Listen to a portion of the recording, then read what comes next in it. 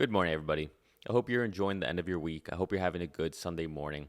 In today's episode, I want to talk about potential issues that Tesla is going to have with regards to Giga Shanghai. And I want to talk about it from a rational perspective before the week starts and everybody and all their FUD comes out talking about Tesla. So I thought I'd try to get ahead of the potential narrative that we're going to see this week. As you all are probably aware of by now, many people made videos about this. Tesla reported their Q1 deliveries yesterday morning. So as you can see here, we had a total of 310,000 vehicles delivered by Tesla, just essentially between Fremont and Shanghai for Q1 of 2022. Now, again, this is a record number, although keep in mind it was only about 1,000 more vehicles compared to Q4. So you're going to see a lot of narrative spin already about this, probably about how Tesla is supposed to be ramping like crazy and they barely ramped, right? They only did 310 versus 309 last quarter. But keep in mind, right? And again, you've probably heard this many times. Q1 is the slowest quarter for any auto company, right? Period. End of story. Doesn't matter if you're talking about GM, Ford, Volkswagen, doesn't matter. It's the slowest quarter, period. There's also other headwinds that you have to take into account with, right? It's the shortest quarter. You have things like the Chinese New Year's. You have COVID issues. I mean, we're going to talk about all that in a second here. But it tends to be the slowest one, and it tends to be when you go ahead and you take your downtime if you need to for maintenance or things of that nature. But nevertheless, this was still a pretty remarkable quarter. I mean, even Elon Musk, he said this was an exceptionally difficult quarter due to supply chain interruptions and China's zero COVID policy. In other words, saying China, it doesn't matter if you have one person, right? They're shutting down the whole city and locking it down until there's proof or they feel strong enough that there's going to be no more COVID spread. So this is a zero tolerance policy with China. But in spite of that, they still were able to put out a record number of vehicles in Q1. Again, the slowest quarter for them with deliveries of the year. He said, outstanding work by Tesla team and key suppliers saved the day. All right, but let's put this into real context with regards to what this quarter meant. So look at these numbers. Q1 in 2018, 30,000 deliveries. Q1 2019, 63,000 deliveries. Q1 2020, 88,000 deliveries. Q1 2021, 184,000, and Q1 2022, 310,000 vehicles. As you can tell, as Tesla is growing, bigger and bigger, one would expect that the percentage of growth would start to slow down. Yet it's not. You can argue it's actually picking up with Tesla. And keep in mind, this 2022 number here is with even more headwinds than we have ever had in the previous years. So this is a big deal. Now, I want to focus on what this means, bigger scheme for Tesla, and why Elon talked about these headwinds, China zero COVID issues, right?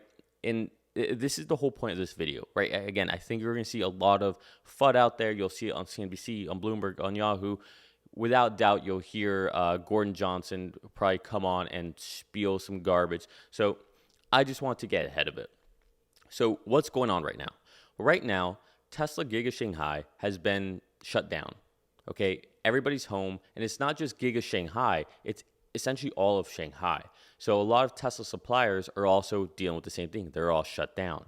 And so what this means is we're not getting any production out of China. All right, so 50%, if not maybe a little more, of all Tesla production is down, and we don't know when it's going to open.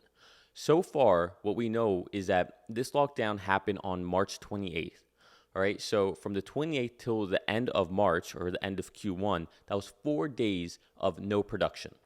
You can assume that Tesla does about 2,000 vehicles per day at a Giga Shanghai. So that's easily 8,000 vehicles lost. 4 days times 2,000 vehicles, 8,000 vehicles out the number. So if you took those 8,000 and you put it onto the 310, we might have been looking at 318, which, by the way, would have been essentially my exact number. But I was off. Nevertheless, so that's 8,000 vehicles we lost. Now, here we are into Q2. And as of today, as of this recording, today's April 3rd, right? And it looks like Tesla Giga Shanghai is not going to open up tomorrow either. It looks like maybe it'll open up on the 5th, maybe. So if that's the case, that's 5 days of shutdown into Q2. 5 days, 2,000 vehicles a day. That's 10,000 vehicles we can already count off of the spreadsheet for Q2. Now, there are some other things to think about and in ways Tesla can make this up. All right. First of all, we know that Giga Shanghai can do more, right? We know Giga Shanghai can do more than what they currently have been doing, whether it was in Q4 or in Q1. And we know that because Zach Kirkhorn said himself on the Q4 earnings call. He said China and Fremont can do more. The problem wasn't the ability or the factories to produce vehicles. We were just chip limited. So again, he even said on those calls that Giga Shanghai and Giga Fremont could easily do 50% growth year over year without Berlin, without Austin, and still give us that 50% year over year growth. So that tells us that we can still have expansion within Shanghai and Fremont. So just with those factories, if they decided to flex their muscle more, if they had more chips, they could easily make up ground. But let's assume that's not the case. All right, we need to, assuming it opens on the 5th, we need to make up 10,000 vehicles.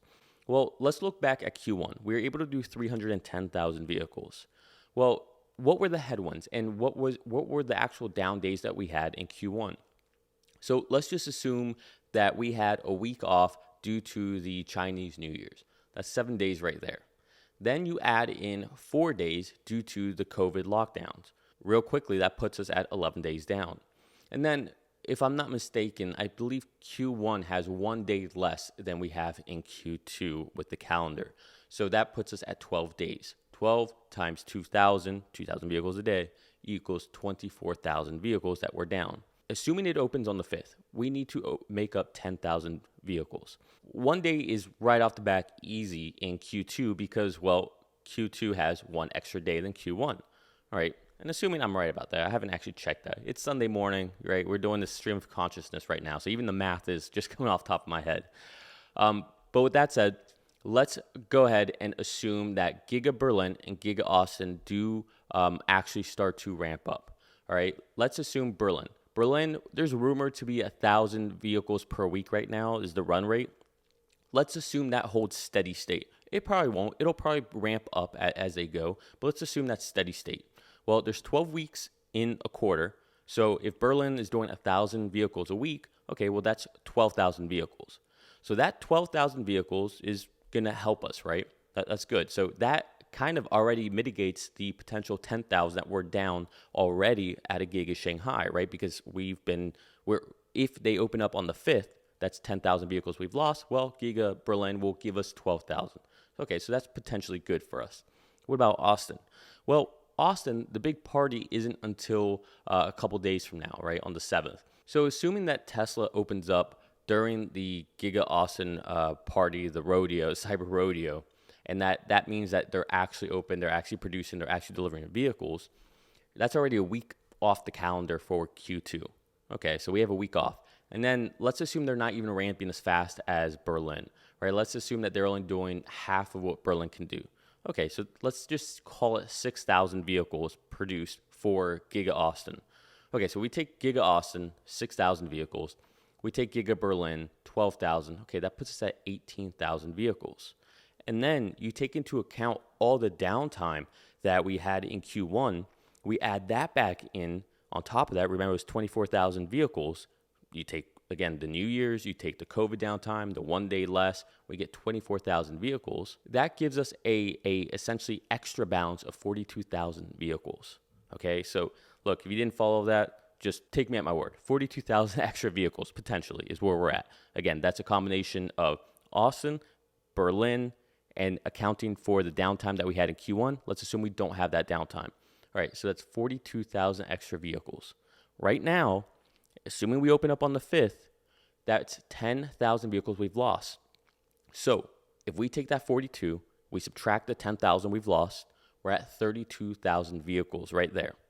Now, if you take 32,000 vehicles, again, assuming Giga Shanghai does 2,000 vehicles a day, that means that we have an ability to withstand another 16 days down of Giga Shanghai, and that is just to be on par with making and delivering vehicles compared to Q1. So that's where we stand right now. In my estimation, my rough math, okay, so just take it all with a grain of salt. So according to what I believe, we have essentially about 16 days we can play with just to be able to produce another 310,000 vehicle quarter. So let's hope that we open up on the 5th. Let's hope that things can start to go back to normalization. All right. This is a pretty big deal if you're looking at things from a quarter to quarter perspective. Now, of course, big scheme of things, and again, something we always preach on this channel is long-term investing. 3 years, 4 years, 5 years, or what we're thinking, 1-2 decades away. This is so irrelevant. It doesn't even matter. It doesn't even move the needle. But for anybody who has option contracts out there, for anybody who's trying to find an opportunity to get in dollar cost average, it's important to know these things because these might be some headwinds that you can take advantage of, or these might be headwinds that you can plan ahead of time for if you have any options that are going to be expiring. Again, I believe in if you're going to buy any option contracts, you buy really far outdated contracts, so leaps essentially, so 2024, 2023, that's my strategy. But keep in mind, people from a year ago, they might be coming up towards the expiration of those contracts now. So these are important things to keep in mind. And this is why I like to cover these things, right? These things do matter, and we're all in different places and different times.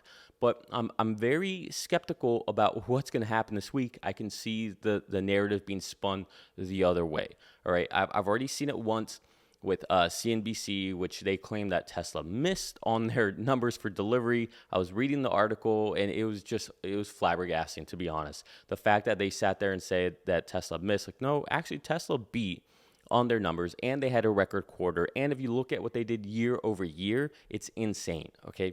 Tesla had an absolutely crazy quarter. This 310,000 delivery number was a beast of a number. Keep in mind, we are easily hitting that 50% year over year run rate right now.